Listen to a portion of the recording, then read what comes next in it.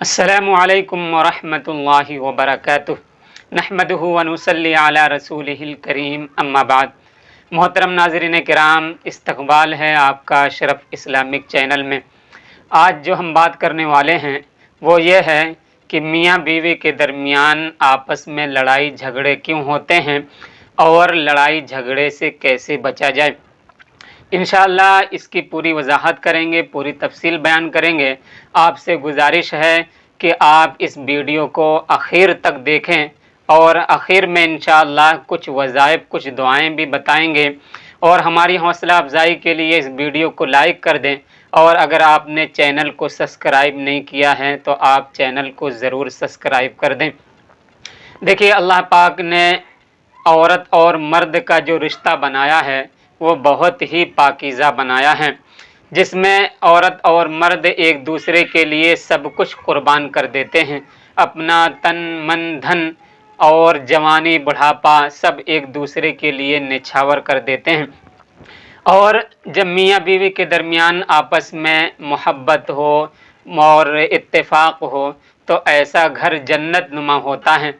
और अगर खुदा न खास्ता मियाँ बीवी के दरमियान आपसी इख्तिलाफ हो और आपसी इंतशार हो, एक दूसरे के दरमियान मोहब्बत ना हो और एक दूसरे के दरमियान आपसी लड़ाइयाँ हों, तो ऐसे घर जहन्नम नुमा बन जाते हैं। और ऐसे घरों में चाहे जितनी दौलत हो, चाहे सरकारी नौकरी हो, रुपए पैसों की बारिश हो रही हो, लेकिन फिर भी आदमी का दिल अंदर से परेशान रहता है और ऐसे घरों में सुकून नहीं रहता है। इसकी बहुत सारी वजूहात हैं। पहली वजह तो यह है कि मियाँ बीवी एक दूसरे के हुकूक को नहीं जानते हैं और इस वजह से वो सबसे ज़्यादा इख्तलाफात की वजह बन जाती है और इख्तलाफ का सबब बन जाता है। अगर हम एक दूसरे के हुकूक को जानें तो इंशाअल्लाहुल अज़ीज़ ये दूरियां नहीं पैदा होंगी। दूसरा यह है कि शैतानी और जिन्नाती असरात की वजह से भी ये चीज़ें होती हैं। बाज़ शयातीन ऐसे होते हैं जो जादूगर हैं, या बाज़ शयातीन चूँकि इंसानों के वो खुले हुए दुश्मन हैं, वो हमेशा चाहते हैं कि किसी भी तरीके से इंसान को बहकाया जाए, इंसान के दरमियान अदावत और दुश्मनी पैदा की जाए और आपस में दूरियां पैदा की जाएं। शैतानों का जो बादशाह है इब्लीस, वो जब अपने शागिर्दों को, अपने चेलों को दुनिया में भेजता है कि जाओ और बुराइयां फैलाओ, अगर उनमें से कोई एक शैतान ऐसा होता है जो मियाँ बीवी के दरमियान आपस में दूरियां पैदा कर दें, ना इत्तेफाकियाँ पैदा कर दें और वो कारगुजारी अपने बादशाह को सुनाता है, तो इब्लीस मारे खुशी के उछलने लगता है, कूदने लगता है, तो इतना बड़ा वो काम कर जाता है। तीसरी चीज़ ये है कि कभी कभी हमारी कामयाबी को देखकर इंसानों को भी जलन होती है। वो जलन और हसद के तौर पर वो बाहों का चक्कर लगाता है और किसी एक को पकड़ करके और उनके मियाँ बीवी के दरमियान इख्तलाफ और दूरियां पैदा करना चाहता है, लेकिन ऐसा बहुत कम होता है। समझ लीजिए कि 99% जो ऐसी बातें होती हैं वो एकदम झूठी और गलत होती हैं। अगर हमारे दरमियान कभी ऐसी बातें होती हैं और हम किसी दुआ ताबीज़ वाले के पास या किसी बाबा के पास जाते हैं तो वो एक मुहम्मल सी बात बता देता है, शुबह वाली बात बता देता है कि तुम्हारे ऊपर किसी ने करा दिया है और वो तुम्हारा पड़ोसी हो सकता है, तुम्हारा रिश्तेदार हो सकता है। हम क्या करते हैं, उसकी बात सुनकर अगर हमारी किसी से दुश्मनी है या हमारी किसी से ना इत्तेफाकी है तो हम उसके ऊपर शुबहा करने लगते हैं कि हो ना हो इसी ने ऐसा करवाया है। लेकिन 99% ये सारी बातें गलत होती हैं और झूठ होती हैं। हमें इख्तिलाफ से कैसे बचा जाए, तो देखिए, शौहर को मैं कुछ नसीहत करना चाहता हूँ और बीवी को भी कुछ नसीहत करना चाहता हूँ। जब निकाह पढ़ा जाता है उस मौके पर कुरान पाक की 3 आयतें पढ़ी जाती हैं और 3 आयतों के अंदर 4 मरतबा इत्तकुल्लाह कहा जाता है, यानी शौहर से ये बात कही जाती है कि अल्लाह से डरो।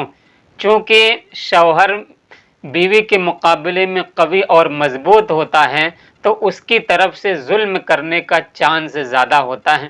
اسی وجہ سے آیتوں کے اندر بار بار اللہ سے ڈرنے کی بات کہی جاتی ہے.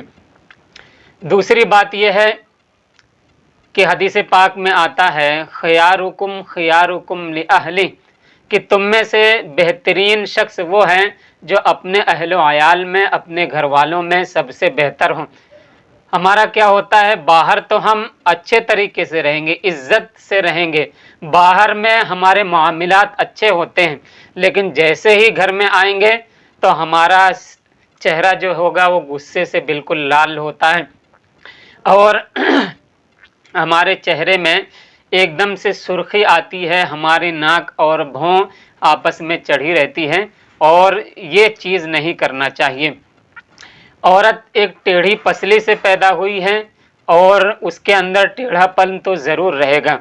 حدیث پاک میں آتا ہے اللہ کے نبی صلی اللہ علیہ وسلم کہیں پر جا رہے تھے یا کہیں موجود تھے تو ایک اونٹ پر کچھ عورتیں سوار تھیں اور اس کو جو چلانے والا تھا وہ تیزی کے ساتھ لے کر جا رہا تھا.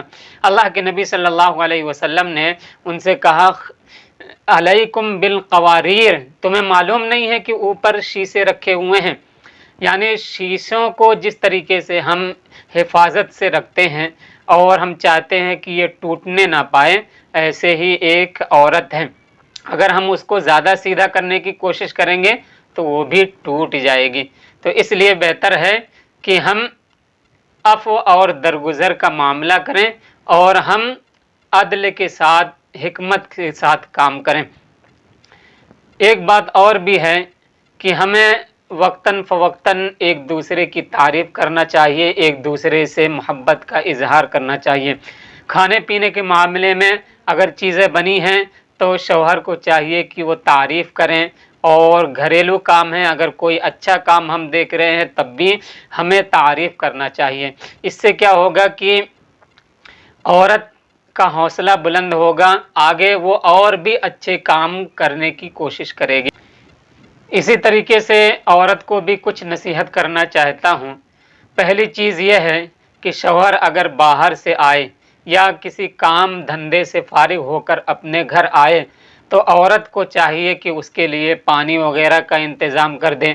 اگر گرمی کا موسم ہے تو پنکھے کا انتظام کریں، اور اگر وہ کسی پریشانی میں ہے، کسی مصیبت میں ہے تو چاہیے کہ اس کا حوصلہ بڑھائیں، اس کو ہمت دیں اور اس کے سامنے ایسی باتیں پیش کریں کہ جس سے اس کا دل نرم ہو، اس کا ٹینشن ختم ہو اور اس کے دل کے اندر سکون پیدا ہو.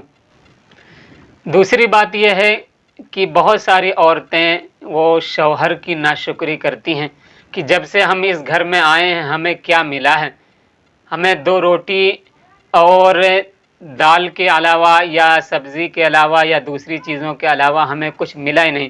یعنی جب سے ہم اس گھر میں آئے ہیں تب سے ہمارے اوپر ٹینشن ہی ٹینشن. تو یہ ناشکری نہیں کرنا چاہیے.